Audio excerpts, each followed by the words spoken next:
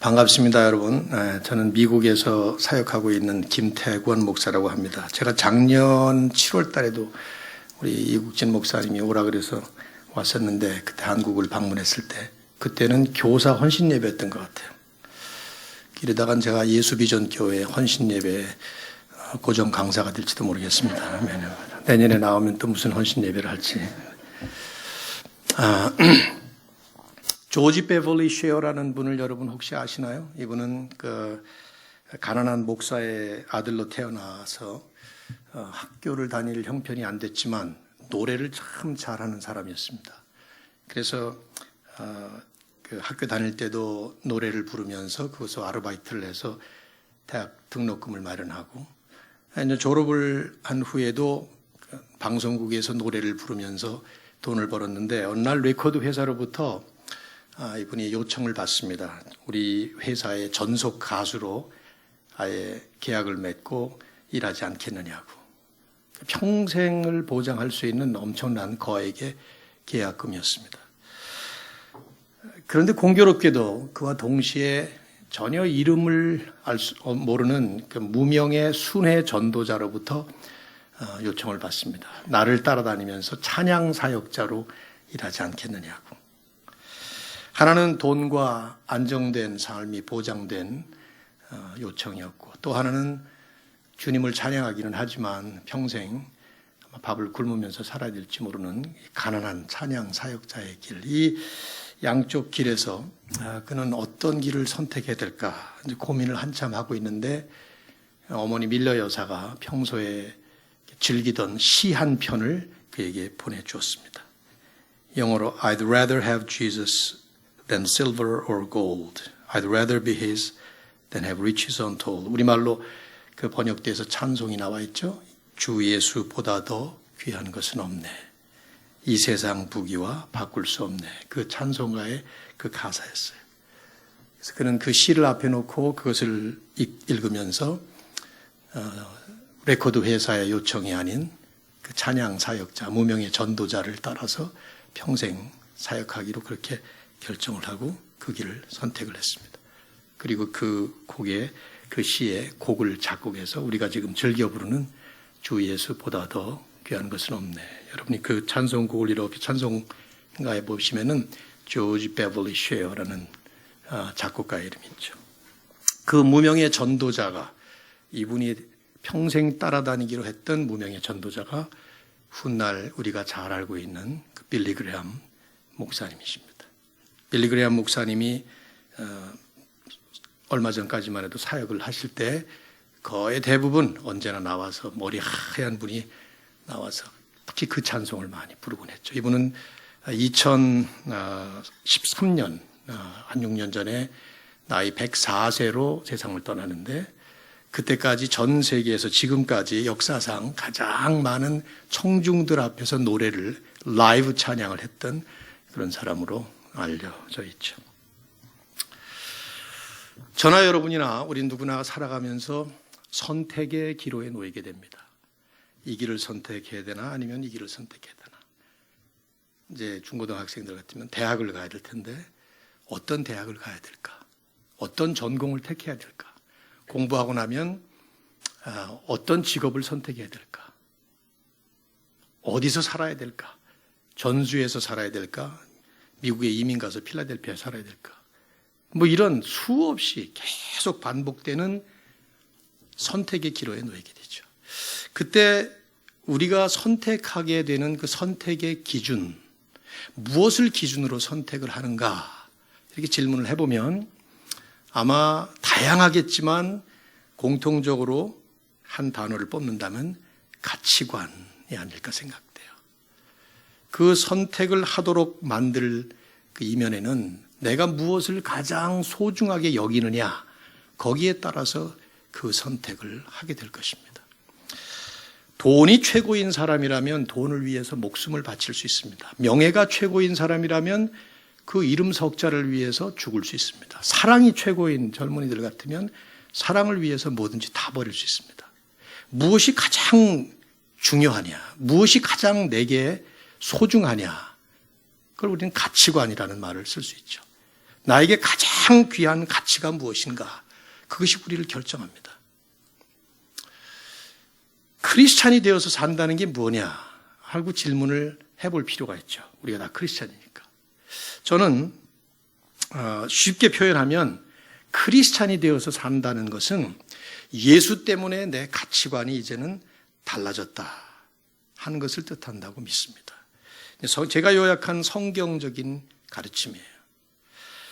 진정으로 예수 믿는다는 것은 그 예수님을 만났기 때문에 내 가치관이 예수 중심의 가치관으로 바뀌었다 하는 것을 의미하는 것이죠. 만일에 그렇지 않다면, 그런 가치관의 변화가 우리에게 일어나지 않았다면 우리는 예수 믿는다는 게 뭔지를 생각해 볼 필요가 있어요.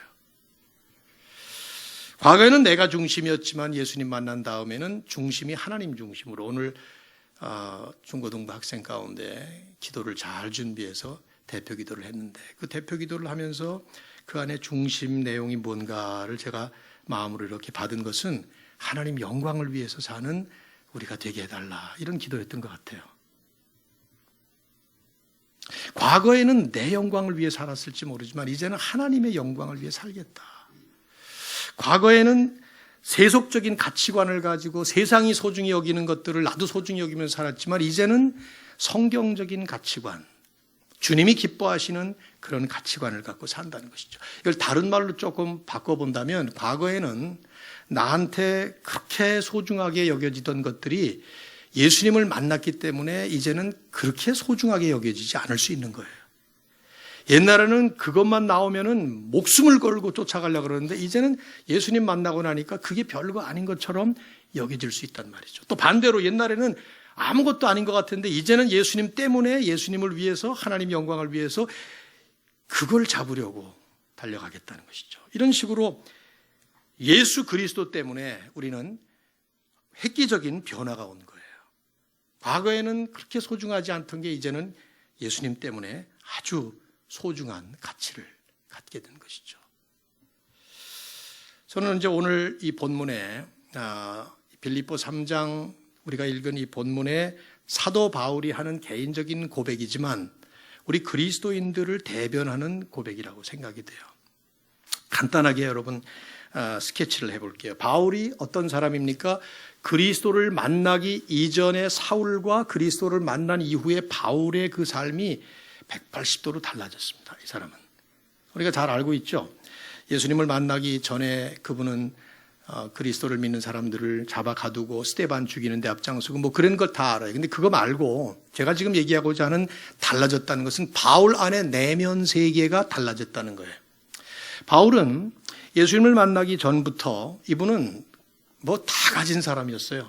신분, 학벌, 업적, 영향력, 우리가 바라는 것들, 그 소중히 여기는 것들을 하나도 빠짐없이 다 가진 사람이었어요. 선민의식이 아주 그 자부심으로 가득했던 유대인들에게는 골수 유대인이었습니다. 나는 히브리파 중에 히브리 사람이다. 또 태어날 때부터 로마 시민권자였습니다. 이 사람은. 그 당시 로마가 다스리던 때에 이 사람은 태어날 때부터 로마 시민, 기득권층의 기득권했단 말이죠. 사도행전에 보면 22장인가 천부장이 바울이 감옥에 갇혀서 때리다가 저 사람 시민권자랍니다. 그랬더니 화들짝 놀라서 묻죠. 나는 돈을 엄청나게 주고 시민권을 샀는데 넌 어떻게 얻었냐? 그랬더니 난 태어날 때부터 시민권자였다. 그 말은 자기 아버지가 시민권자였단 말이에요. 기득권층의 신분을 가진 특권층의 특권층. 학문적으로는 그 당시 최고의 문호인 가말리엘이라는 사람 밑에서 배웠습니다. 요즘식으로 하면 뭐 서울대 나오고 또 하버드, 예일 뭐 이런 데 나온 그런 사람으로 볼 수 있는 것이죠. 아마 그는 사회적으로도 영향력을 크게 발휘하는 지도층의 공회원이었지 않았을까 생각돼요. 왜냐하면 사도행전 7장에 보시면 스데반이 죽을 때 그 당시 로마 사회가 함부로 사람을 이짐해서 죽이지 못했죠.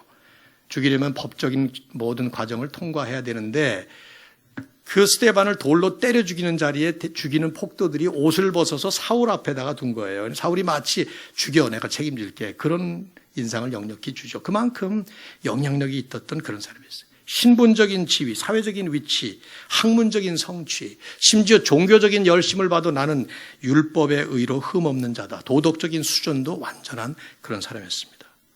그래서 그는 오늘 이 본문에 올라가 보시면 4절에 누구든지 육체를 신뢰할 것이 있다면, 즉 자랑할 것이 있다면 나는 더 많다, 이런 식으로 얘기를 합니다. 근데 중요한 건 이 모든 것이 예수 그리스도를 만난 다음에 완전히 바뀌어져 버린 거예요. 7절 보시면 그러나 하는 말이 중요해요.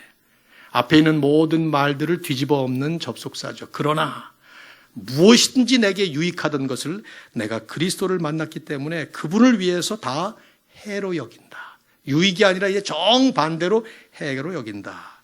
그 이유는 내 주 그리스도 예수를 아는 지식이 가장 고상하기 때문이라. 그리스도를 안다라는 이 표현, 안다라는 단어를 우리는 너무 쉽게 그냥 지식적인 정보를 가졌다는 뜻으로 해석하시면 안 됩니다. 헬라어의 안다라는 말은 아주 긴밀한 관계에서 그 사람과 하나가 되는 그런 경지에 아는 것을 의미합니다. 그래서 우리말 성경에 보면 이 안다라는 헬라어의 기노스코라는 단어가 동침하다라는 말로 번역된 경우가 여러 번 있어요.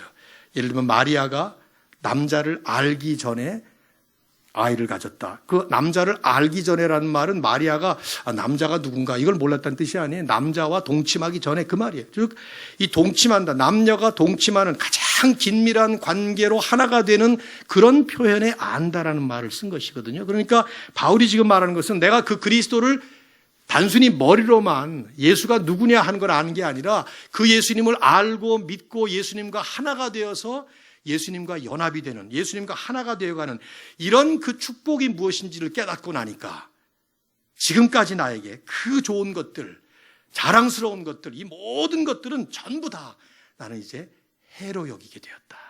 해로 여길 뿐만 아니라 여기 재미있는 비유를 쓰고 있어요.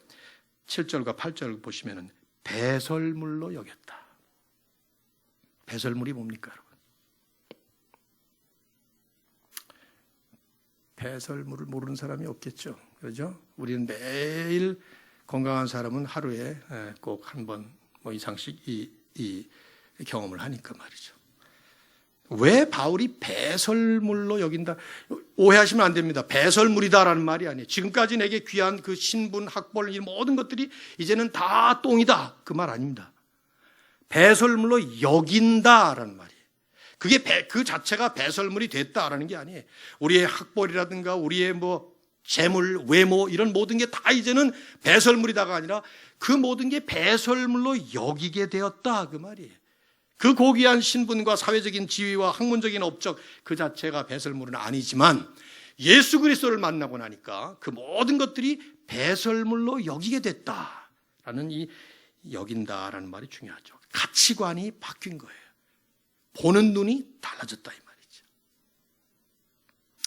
여러분 배설물이 특징이 뭡니까? 배설물의 특징 대답해 보세요. 배설물 네? 냄새나고 또 더럽고 그래서 우리는 어떻게 합니까?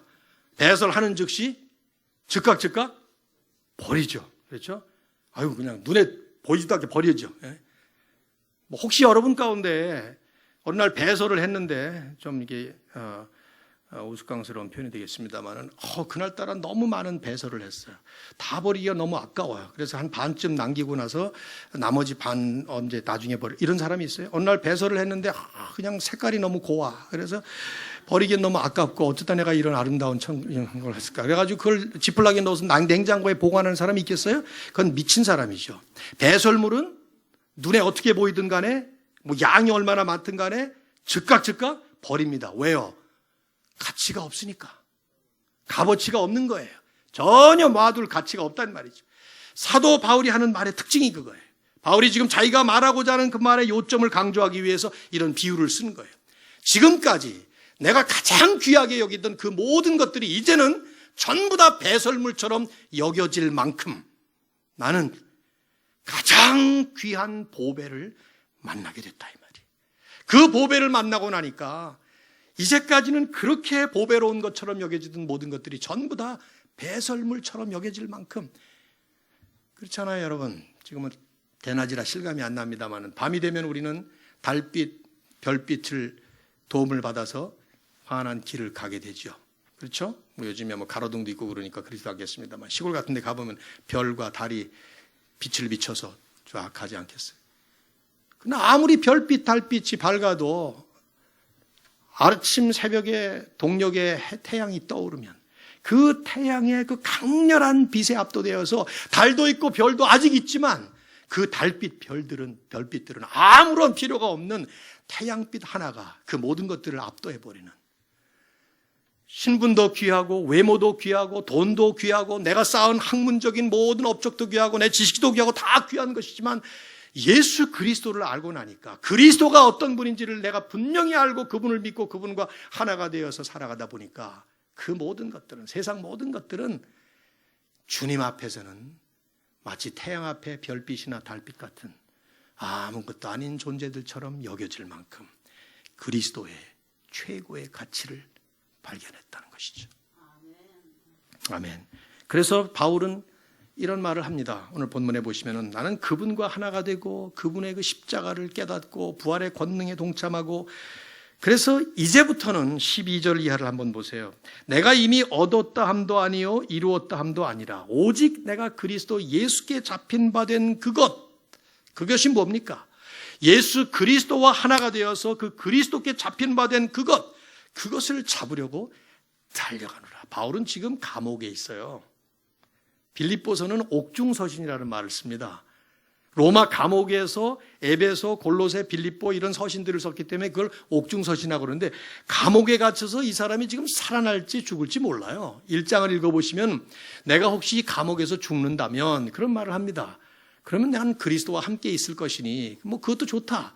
만일에 살아난다면 너희들과 다시 또 복음을 전하니 그것도 좋다. 살든지 죽든지 내 몸에서 그리스도만 존귀되게 하는, 이렇게 얘기를 하잖아요. 그게 그런 뜻이에요. 이 사람은 살지 죽을지 몰라요. 이제 그럼에도 불구하고 그리스도 예수 안에서 사로잡힌 그것을 잡으려고 나는 달려간다. 마치 전속으로 질주하는 달리기 선수처럼 달려간다. 그러면서 또 반복해요. 형제들아, 나는 아직 내가 잡은 줄로 여기지 아니하고 오직 한 일, 딱 하나, 한 일, 즉 뒤에 있는 것은 잊어버리고 예수 믿기 전에 옛 삶은 돌아보지 않고 이제는 앞에 있는 것을 잡으려고 예수 믿은 후에 새롭게 내 앞에 펼쳐지는 그 삶을 향해서, 표대를 향하여, 이 표대라는 말, 목표를 향하여 그 말이에요. 그 목표를 향해서 그리스도 예수 안에서 하나님이 위에서 부르신 부름의 상을 위하여 달려가노라. 헌신하겠다는 거죠. 오늘 이렇게 중고등부 학생들이 헌신하겠다는 그 헌신의 이 의미가 바로 여기에 사도 바울의 고백을 통해 잘 표현돼요. 나는 이제부터 그걸 위해서 헌신하겠다. 최선의 헌신을 그걸 위해서 하겠다. 찬송가의 그 가사처럼 주 예수보다 더 귀한 것은 없네. 세상 부귀와 바꿀 수 없네. 2절은 세상 명예와도 바꿀 수 없네. 3절은 세상 행복과도 바꿀 수 없네. 세상 즐거움 다 버리고 세상 자랑 다 버렸네. 주 예수보다 더 귀한 것은 없네. 제가 오후 2시 예배라고 그래서 2시가 제일 하루 중에 졸린 시간 아니에요? 그렇죠? 점심 식사 딱 하고 여기서 조금만 더 길어지면 이제 그 다음부터는 내가 말을 하는지 설교자가 말을 하는지 비몽사몽으로 들어가기 쉽기 때문에 뭐 요쯤에서 이제 결론을 맺고 싶은데요. 질문해 보시죠, 여러분. 나의 최고의 보배는 무엇인가? 여러분의 최고의 보배는 뭡니까? 질문 한번 각자 자기에게 한번 해보십시오. 아마 우리는 쉽게 대답할 거예요. 예수입니다. 이렇게 말이죠. 아멘 할렐루야 예수입니다. 이렇게 대답하실 줄 알아요. 그러나 너무 쉽게 그렇게 대답하지 마세요. 왜냐하면 입으로 대답하는 그 고백만 가지고서는 우리는 안심할 수 없죠. 내 삶이 정말 그렇게 살고 있느냐.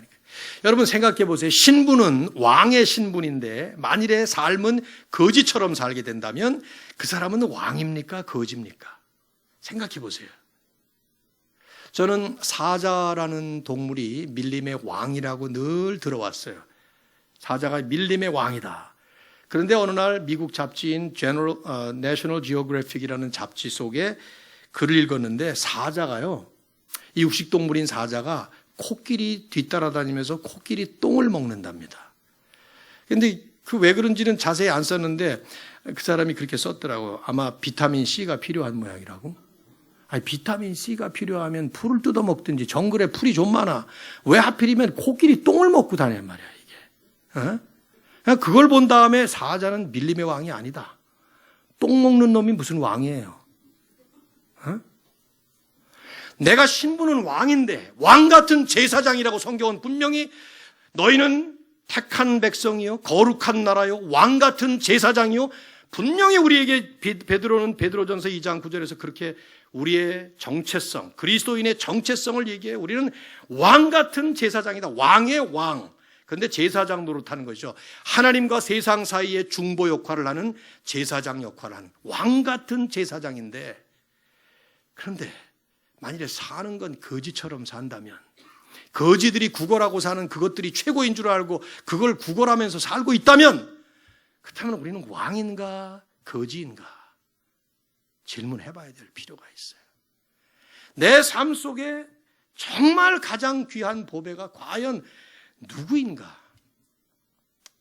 무엇인가, 그 질문을 해보는 것이죠.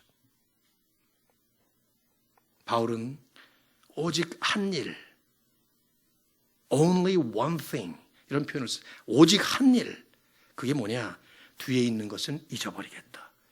예수님 만나기 전에 사울 때의 그 삶은 다 뒤로 다 이제는 흘러간, 더 이상 돌아보지 않겠다. 앞에 있는 것을 잡으려고 내 앞에 그리스도께서 나를 부르시고 하나님이 나를 부르셔서 하나님의 영광을 위해 살도록 이 땅에 나를 보내시고 남은 인생을 이제 배설물같이 여겨야 되는 그것들을 위해 사는 것이 아니라 하나님을 위해서 살도록 하나님의 영광을 향해서 그걸 표대로 삼고 달려가라고 부르시는 그 부르심을 향해 달려가겠습니다. 헌신하는 거죠. 여기에 저는 달려가노라 하는 이 말을 참 소중히 여깁니다. 달려간다 하는 말. 이 달려간다 하는 말은, 여러분 이제 저는 이제 서울에서 여기까지 운전해서 왔는데요. 운전할 때 고속도로를 들어갈 때 어떻게 해요? 그냥 일반 도로를 갈 때는 그저 한 30km 이렇게 가겠지만, 고속도로로 들어갈 때는 들어가는 진입로에서 발을 뭘 밟습니까? 악셀레터를 밟기 시작합니다. 그래서 쫙 속도를 높여서 들어가야 되잖아요. 그거예요. press on이라는 말이. 밟는다, 달려간다 하는 말이 그 표현이에요. 옛날에는 자동차가 없었으니까 뜀뛰기밖에 없으니까 달려간다는 말을 썼죠. 이 말은 최선을 다해서 전력 질주하겠다, 그런 말이에요. 그냥 편안히 앉아서 적당한 수준에서 하나님이 나한테 이제 천국 갈 수 있는 티켓 주셨으니까 이렇게 적당히 살다가 천국까지, 이런 자세가 아니라 마음을 다하고 힘을 다하고 뜻을 다하여 너희 하나님을 사랑하고 내 이웃을 사랑할 때도 내 몸과 같이 적당히가 아니라 하나님께서 기뻐하실 만한 그 최선. 최선이라는 말을 우리 그리스도인들은 자칫 착각하기 쉽다고 해요. 최선의 반대는 그리스도인들에게 있어서는 최악이 아닙니다. 우리는 최악의 삶을 살 수가 없습니다. 이제는 더 이상. 우리는 최선을 향해서 가는데 그 최선의 반대는 적당하게 사는 거예요. 내가 정한 자기 최선, 요만큼 정해놓고 가는 것입니다. 제가 이 얘기를 할 때마다 우리 아들이 자꾸 생각나는데, 제 아들은 이제 저하고 같이 이제 이렇게 목회로 들어선, 내년이면 이제 안수를 받게 될 텐데, 지금은 저보다 더 성숙하게 잘 아이들도 키우고 하여튼 저희 아들도 중고등부 지금 담당 전도사인데 얼마나 열심히 하는지 종종 저보고 아빠 목회 좀 더 잘하세요 이렇게 잘 얘기를 하더라고요, 가끔씩. 근데 이렇게 훌륭하게 잘 자란 아들이 초등학교 1학년 때는 이 모습이 아니었어요. 초등학교 1학년 때 이제 한국에서 공부를 할 때 선생님이 그 한자를 외우라고 매일 10개씩을 외우라고 이렇게 숙제를 내주곤 했는데, 얘는 꼭 그 안에서 7개만 외워가는 거예요. 그래서 야 영환아, 10개를 숙제를 내줬으면 10개 다 외워야 되는 거 아니야? 했더니 아니야 아빠 걱정 마세요 하면서 6개만 맞으면 통과가 된대. 패스 이런 거야.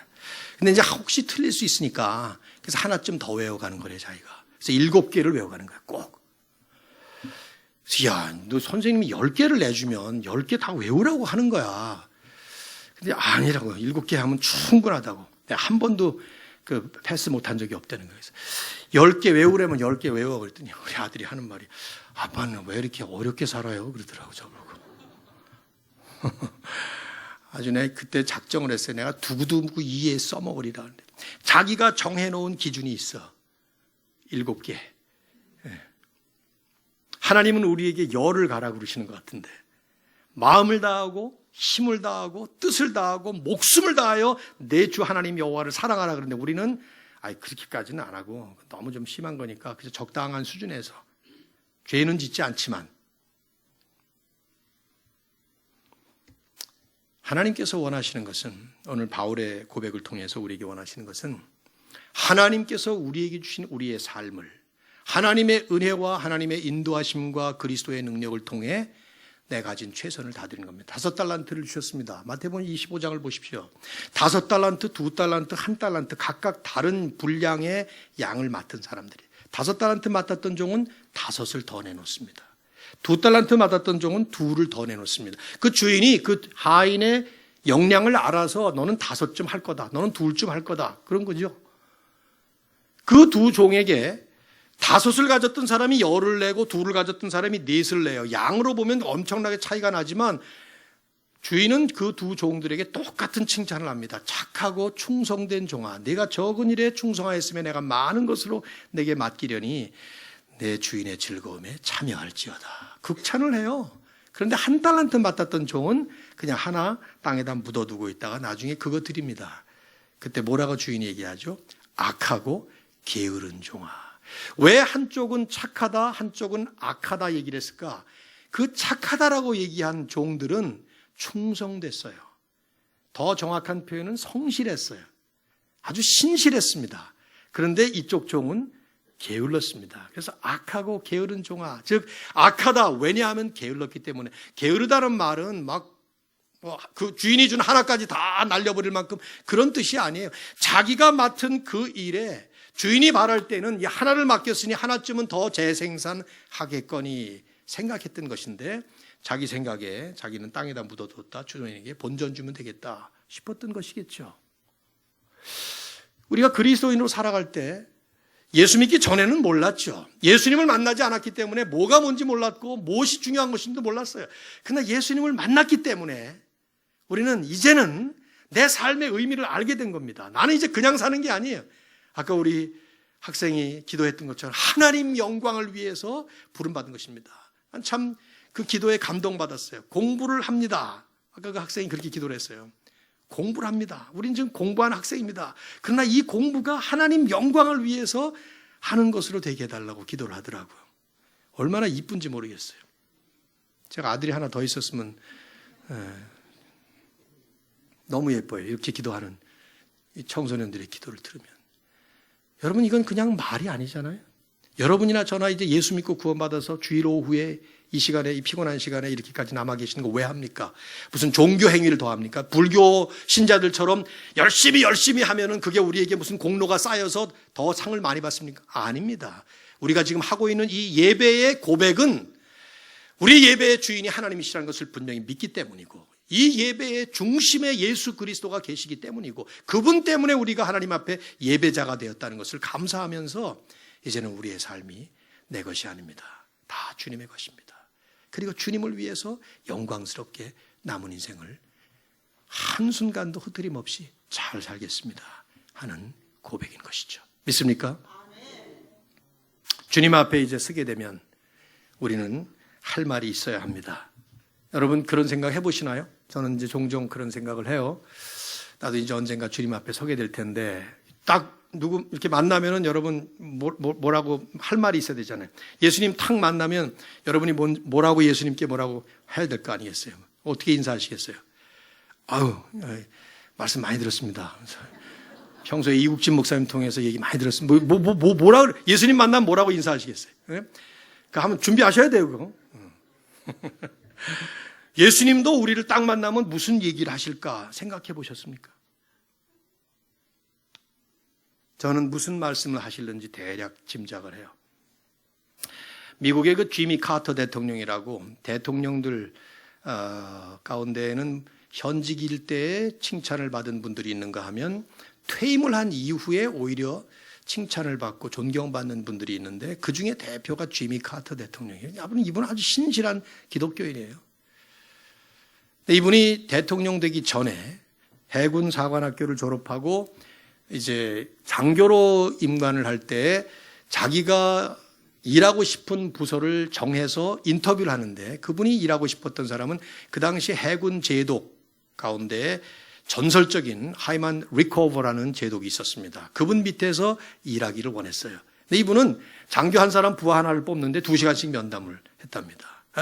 진땀을 빼게 이런저런 질문을 한참 하더니 마지막에 질문한 거예요. 자네는 해군 사관학교에서 몇 등 했나? 그랬더니 그 질문에 카터가 어깨를 쫙 펴면서 59등 했습니다. 이렇게 자랑스럽게 59등이 뭐 잘했다고 근데 820명 가운데 59등을 한 거예요. 전부 수재들만 모인 학교니까 그만하면 굉장한 성적이죠. 근데 그 다음 질문이 심상치 않은 질문했어요. 최선을 다했는가? 질문했던 거예요. 최선을 다했는가? 네가 최선을 다해서 59등이냐? 그 말이지. 1등할 녀석이 59등을 했으면 그건 매맞을 녀석이고 최선을 다했는데 59등 했다면 칭찬받을 일이니까 최선을 다했는가? 질문한 거예요. 그때 그 질문에 즉각적으로 Yes, sir 하고 딱 대답을 하려다가 가만히 생각해 보니까 질문자의 의도가 있는 것 같아서 생각을 해보니 최선을 다하지는 못했다는 거예요. 그래서 아닙니다. 최선을 다하지는 못했습니다. 그랬더니 마지막으로 그분이 잊어버릴 수 없는 질문을 남겼답니다. Why not the best? 왜 최선을 다하지 못했는가? 카터 대통령은 그 질문에 답을 하지 못하고 그 자리를 나왔다고 합니다. 그리고 나서 얼마 있다가 대통령에 출마하면서 자기 자서전을 쓸 때 자서전 제목을 그렇게 쓴 거예요. 왜 최선을 다하지 못했는가?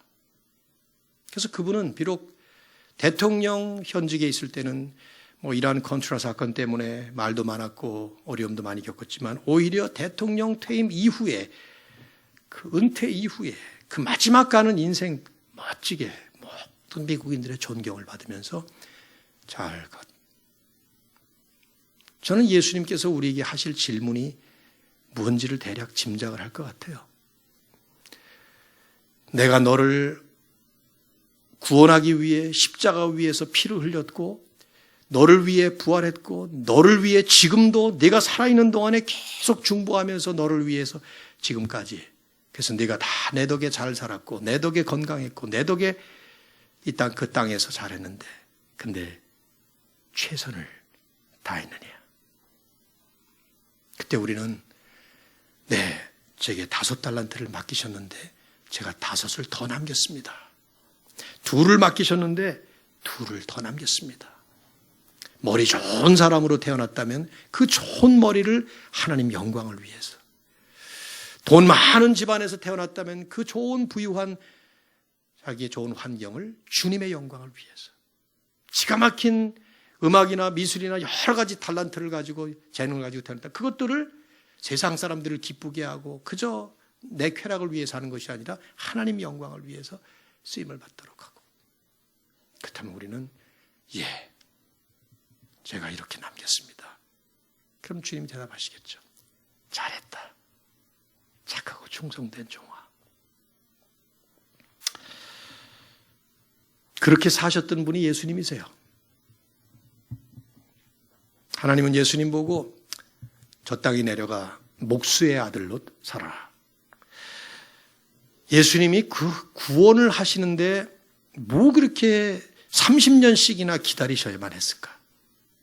3년의 공생에 그것도 십자가에 달려 죽으시면은 모든 인류를 위해서 택한 백성들을 위해서 구원하시는 구원의 역사가 이루어지는데 그걸 위해서 30년 동안 이름도 없이 나사렛 촌구석에서 못에 찔려가며 가시 찔려가며 30년을 도대체 왜 그렇게 사셔야만 했을까? 궁금하지 않아요? 주님은 이 땅에 오신 그 자체가 하나님의 뜻 때문에 오신 것이고 이 땅에 사시는 삶 전체 속에서 자기에게 맡겨진 삶에 최선을 다하시면서 살았던 삶의 모델로 사셨던 것이죠. 오늘 우리 주님이 지금 우리의 주님이시고 우리가 그 주님을 가장 고귀한 보배로 만났다면 이제 우리는 그 주님을 위해서 우리가 할 수 있는 최상의 헌신으로 우리의 남은 삶을 멋지게 드려야 될 줄로 믿습니다. 그래요. 학생들은 공부하는 때죠. 그러니까 공부도 열심히 잘해야 돼요. 제가 한 20년이 넘었네요. 서울에 변두린 안양 평촌이라는 곳에서 교회를 개척했을 때, 교회 개척하고 나면 교인 한 명이 오는 게 얼마나 소중해요. 그렇죠? 근데 우리는 중고등부가 없이 이제 시작을 했는데, 우리 딸만 고등학교 2학년이었으니까. 근데 한 학생이 나타났어요. 고등학교 2학년 학생이. 공부도 잘하는 안양고등학교 학생인데. 근데 이 아이가 얼마나 교회를 열심히 나오는지, 새벽 기도, 철야 기도, 수요 예배 안 빠지고 고등학교 3학년 됐는데도 열심히 나. 그래서 정말 하나님께서 우리 교회에 좋은 청소년을 보내줬구나. 그런데 어느 날 그 어머니 아버지가 이제 딴 교회, 두레교회라고 김진홍 목사님 하시던 그 두레교회 다니시던 분이셨는데, 저를 좀 만나자 그래서 만났더니 그분들이 하시는 말씀이, 아주 신실한 부모님들이셨는데 저보고 하는 말씀이, 목사님 우리 종선이 교회 좀 그만 나가게 해주세요 그래요. 그래서 왜요? 그랬더니 제가 공부는 안 하고 교회만 나간다는 거예요. 그 얘기 듣고 나니까 이거 심각하더라고요. 그래서 불렀어요. 불러가지고, 너 지금 너 공부해야 될 때인데 왜 이렇게 교회는 나한테 맡기고 너는 공부 좀 해라. 그랬더니 걔가 대답한 말이, 목사님 예수님 오시기 얼마 안 남았는데 공부해서 뭐 합니까? 그러더라고요. 그래서 임마, 예수님 오시는 건 그분께 맡기고 너는 공부해. 그럼 떨어졌죠, 그 해. 그 다음에 또 떨어지고. 하여튼 교회 와서 살다시피 한 거예요. 걔를 나는 교회 좀 못 나오게 하고 공부시키느라고 얼마나 애를 많이 썼는지 몰라요.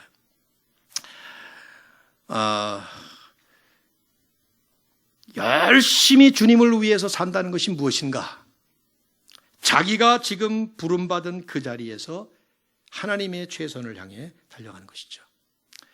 중고등학생들로서 오늘 기도하신 우리 학생이 너무나 잘했어요. 우린 공부하는 학생이라고.